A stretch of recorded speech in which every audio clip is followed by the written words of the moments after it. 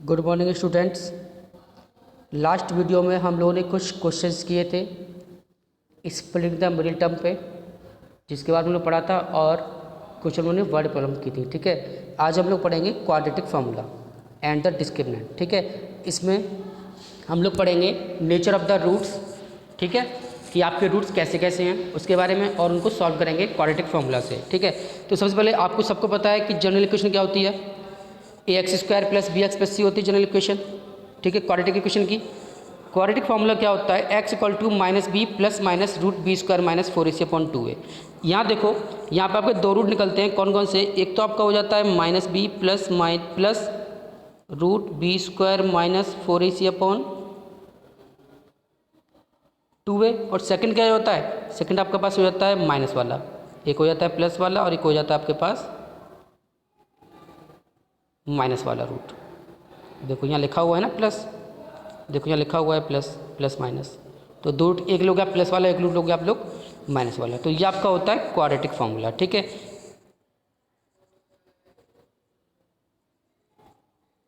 इसके लिए देखो नेचर ऑफ रूट के लिए क्या कंडीशन है, नेचर ऑफ रूट के लिए डिस्क्रिमिनेंट हम लोग निकालते हैं। डिस्क्रिमिनेंट क्या होता है, d = हमारा होता है b² - 4ac।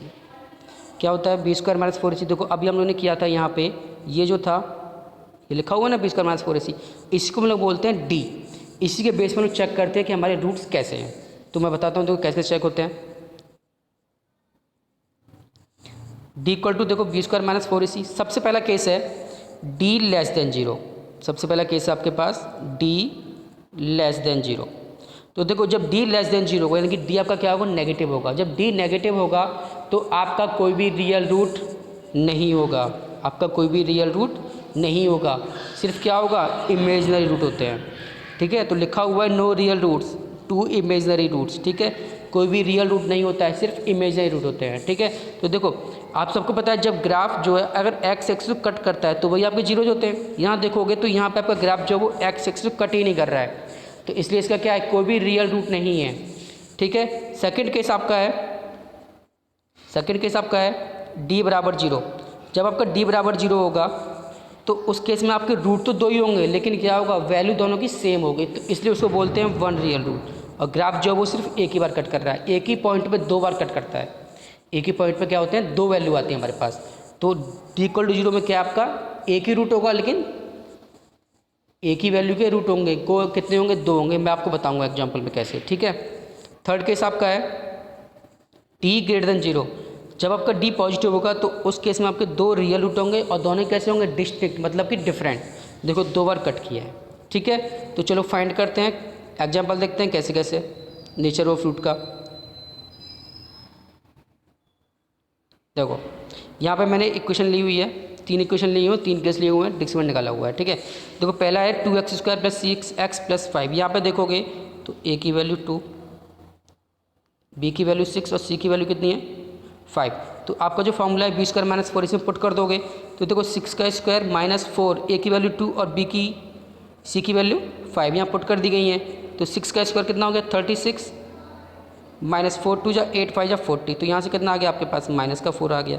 तो -4 क्या हो गया, आपका नेगेटिव हो गया, तो क्या हो गया, नो रियल रूट। सेकंड आपका है x² - 7। x² - 7 में देखोगे तो a की वैल्यू 1, b की वैल्यू -7 नहीं है, क्या है, x का कोफिशिएंट नहीं है, तो 0 हो गया। c की वैल्यू क्या हो गई, -7, यहाँ पुट कर दो। देखो तो 0 का स्क्वायर -4 × 1 × -7 कितना आ गया, 28 आ गया। तो कैसे हो गए, d पॉजिटिव आ गया, तो दो different real root. Third case 4x² - 12x + 9। फिर से भाई a की वैल्यू, b की वैल्यू, c की वैल्यू पुट करोगे तो यहाँ से क्या आ जाएगा, हमारे पास = 0 आ गया। जब = 0 आ गया तो दो रूट्स कैसे हो गए, रियल एंड इक्वल। ठीक है, और देख लेते हैं एग्जाम्पल। देखो यहाँ पे तीनों केस मैंने फिर से ली हुई है, यहाँ पे मैंने तीनों केस लिखे हुए हैं फिर से वही, <0 d वहाँ लिखा था, d यहाँ लिखा है मैंने b² - 4ac, कोई दिक्कत नहीं, सेम चीज़ है। ठीक है, देखो पहला केस a की वैल्यू 2, b की वैल्यू -3 और c की वैल्यू 5 ली है। तो यहाँ पे पुट करोगे तो क्या आ गया, देखो -31 आ गया, -31 आ गया तो <0, तो क्या लिखा हुआ है, नो रियल रूट। जब रियल रूट नहीं है तो हम लोग फाइंड भी नहीं कर सकते, जब हमारे पास रियल रूट नहीं है तो हम लोग उनको फाइंड ही नहीं कर सकते, बस आप यहाँ तक छोड़ दोगे, no real roots is possible for the given equation, या फिर no real roots exist so we can not find the roots. Second case देखो लिया गया है 3x² minus 4 root 3x plus 4। ये जो आपका x है ये रूट से बाहर है, ये जो आपका रूट है x है ये बाहर है रूट से, ठीक है, ऐसे लिखा हुआ है 4 रूट 3x, ठीक है।